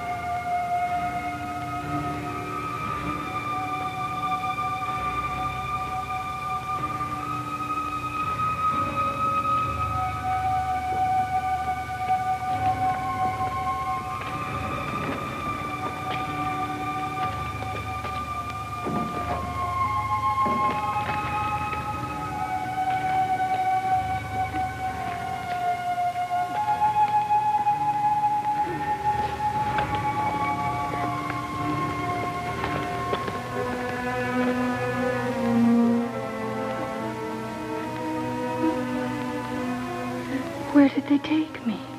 Roderick, don't leave me here. Don't leave me alone. Where am I? I don't want to stay here, Roderick. Save me, Roderick. I'm alive. I'm alive. There's someone near me. Take me away. Take me away. I'm alive. Don't you hear me? I'm alive. I'm alive. I don't want to stay here. You can't leave me here. Take me away. I don't want to die. I don't want to die. I'm alive. I'm alive. Oh, don't abandon me. I beg of you. Please.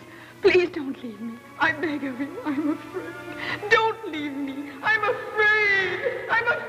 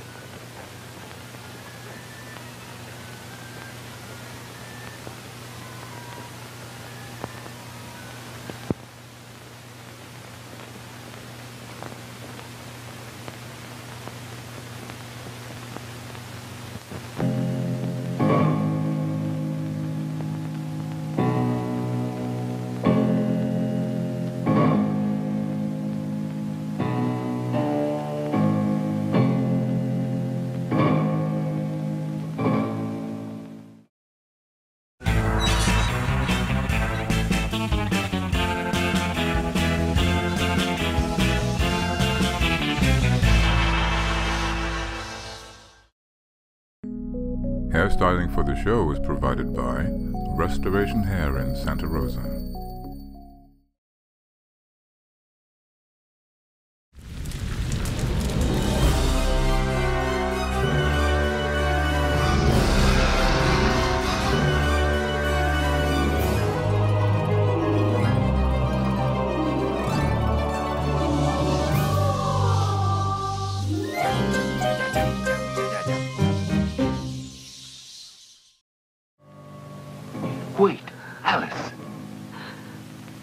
have no reason to suspect me, believe me. Because I also want to take revenge for Emily's death. What? Yes. I'm certain that she was killed. The same person also attempted to murder your brother. John knew that Emily had left the castle last night. But Emily died in her room. In her bed. No. Emily was led to this abbey almost every night. Every night. But then, you mean you knew it and didn't say anything?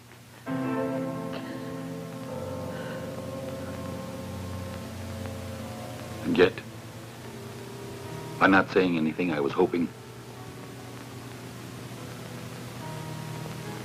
to make the murderer fall into my hands. Emily should never have returned to the castle. For a curse has befallen the house of the Blancheville. And the first victim of this mystery was Dr. Buechler, my predecessor and close friend. It was he who looked after the old count who was horribly burned when the abbey caught fire. Before dying, he said, "I will never leave this castle alive." He was killed?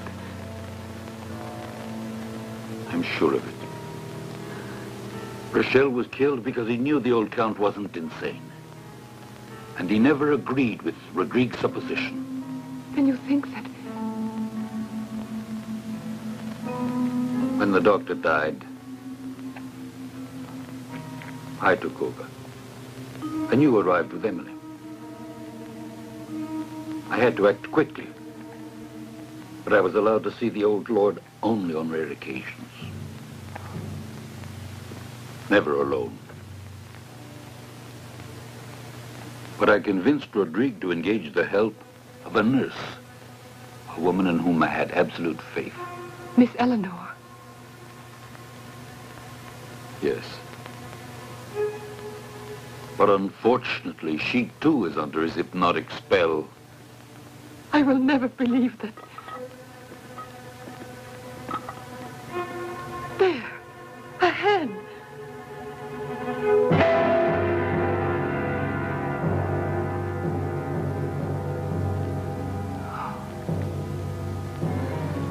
Wait here.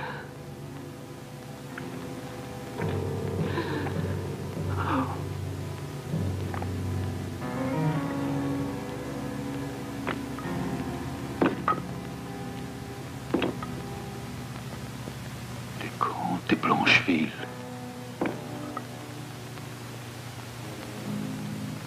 God have mercy.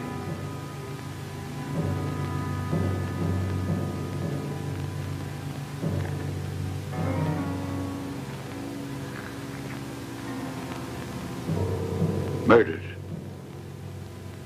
He's been there 2 or 3 days. Well then, Emily and John... I know, Alice. You wait here. I must return to the castle now. Wait here.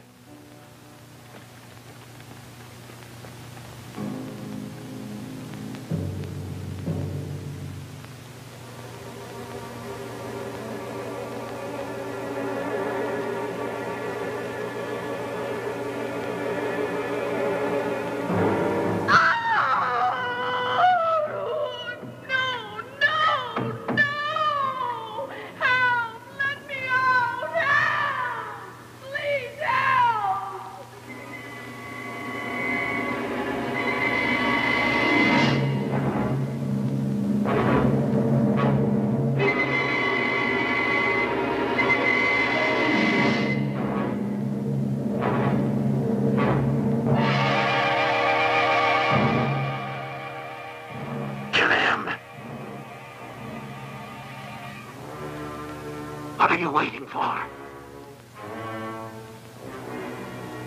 He knows, and he will die. No. You know there's no reason why he should die. Believe me, it isn't necessary that he be killed. He doesn't know you. He knows, and he will die.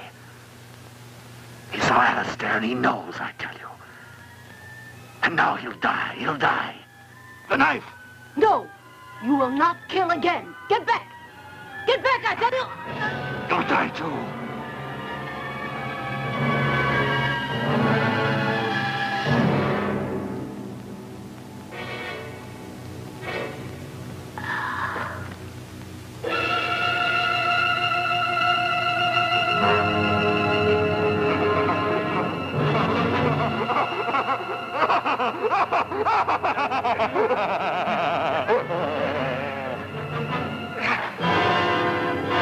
It's you.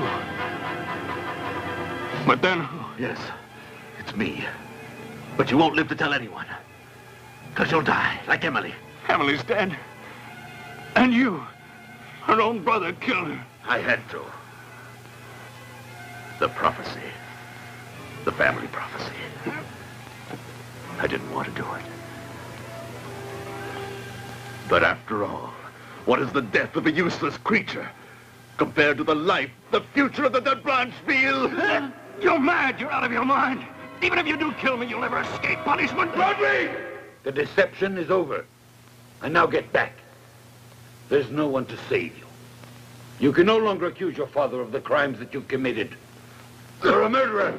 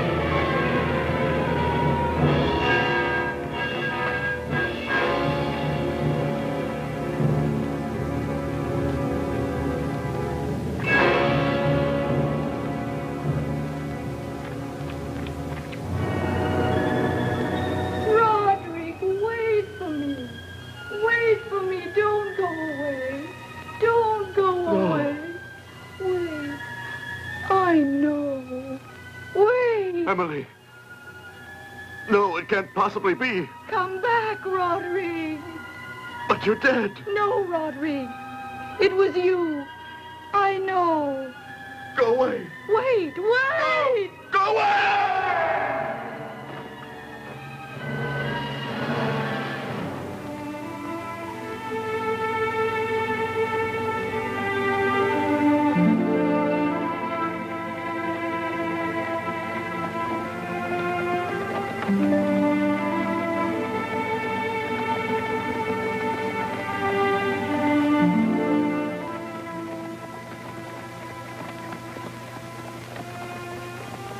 And when is the wedding? I'll let Emily decide. What do you think would happen if I asked them the same thing? He was about to ask me, but he forgot. I'm still waiting. Well, if that's a proposal, the answer is yes.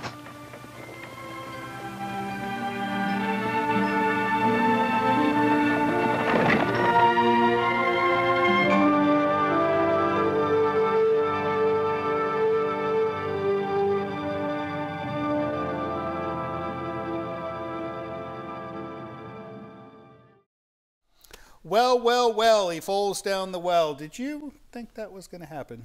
I actually did when they made a point to have one of the doctor throw a rock down the well. Foreshadowing. Very subtle. Yeah, very subtle. You've got a nuisance behind you with an octopi. Oh my goodness. She only brings this out for the one she likes, so... Well, that's good. Typically, she'll have like a knife or like some kind of weapon. So I'll she's take okay the octopus. The octopi. Definitely over the knife in the back any day. All right, not a bad movie though, right? No, it was better than the last one. we watched. It was Chiller. Yeah. Chiller. Yeah. Right, the 1970s reincarnation. No, it was Wes Craven. His it was TV Wes movie, Craven. It was a Wes Yeah. Craven TV movie, and it was about cryonics. Yes. And he was frozen, and he came back, and he was rather devilish. He was missing his soul. I saw that movie when I was a child, and I thought it was pretty good, but it was a bad choice. You know, films are different when you watch them as a child and then when you watch them as an adult. They certainly are. They change. They do. Or they're forced to change. Yes, when they as don't we need discussed. All right, well, what are you doing next, Gary? Well, I'm preparing for Doctor Who and Star Trek, which are premiering in January. Right. And then I am traveling to Wales. And Wales. a trip to London. Yes, there's a Wales Comic-Con, so that's my next big trip. You were going to the Wales Comic-Con? Yes. My God, I've never been. And I haven't either. Well, we should go. You should. She likes going to cons. But, you know, nobody knows us there, so we'd have to pay to get in. That's all right? No, I'll pay. She always makes me pay. No, Wales Comic-Con. Yes. So do you know Welsh? No, I don't know Welsh, but I'll learn it. It's difficult. I've listened to those people for quite some time, and I still have difficulty understanding the true Welsh language. You'll get it. It's nice. It's almost musical. It is. Almost. Yeah. Well, the Prince of Wales. The Prince, yeah. Speak Welsh. You might meet the Prince of Wales. I might. So that's wonderful. So are you like doing panels, or are you just, what do you do? I'm just going to go as either a guest or press. We haven't decided yet, but you should be a guest. Either way, I just want to go and go see the UK. I love the UK. I've been there a lot. Right. And I love their culture, and their BBC used to be the gold standard of television. I'm a huge Monty Python fan, Hitchhiker's Guide to the Galaxy.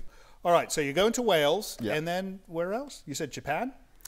Going to Japan. Japan. Yes. That's going to be a vacation. So this has got nothing to do with fandom? Nothing, but it'll turn into fandom when I get there. Because? Yeah, because everywhere I go, I look for, I don't go to tourist locations. I look, Japan, they make a lot of great toys. I'm a huge toy collector. You might have noticed from. You could see it on his set. Yeah. I mean, there's like thousands of them. Yes, there are. How do you keep track of them all? You must have like a computer to like inventory. I just put them up. Oh, that's nice. Yeah. And I noticed most of them are Star Wars. Star Wars and Doctor Who. Well, mostly Doctor Who. There was Star Wars up there. I took them down after The Last Jedi, and I gave them away. And those were the ones I had when I was a kid. Gave them away. Yeah, the ones I grew up with. I got from my parents. I broke up with Star Wars. I'm chronicling its demise. They did. It's a bad relationship. It was a bad breakup. Star Wars is still trying to call me, text me in the middle of the night. Well, you know, maybe they'll change their ways. Maybe. With the help of you and the Fandom Menace. All right, Gary. Well, thank you so much for coming up and visiting us. It's nice to see you. Hopefully, we can have you back again before it's been an entire year. Yeah. Because, you know, this man is a huge source of news. He's like CNN for fandom information. All right, well, thank you so much. And as far as you guys go, next week we're going to have somebody else, right? We have a guest for next week. I don't know who it is. I don't know what movie we're going to show. It should be fun. I don't know if it's going to be as fun as tonight, but it probably won't be. So you guys tune in next week, and we will see you next time. So, Gary, you know, if you're going to be taking these trips, you know, who's going to fill in for you on the thing? I could do it. Nah, I don't think your hair would fit on my set.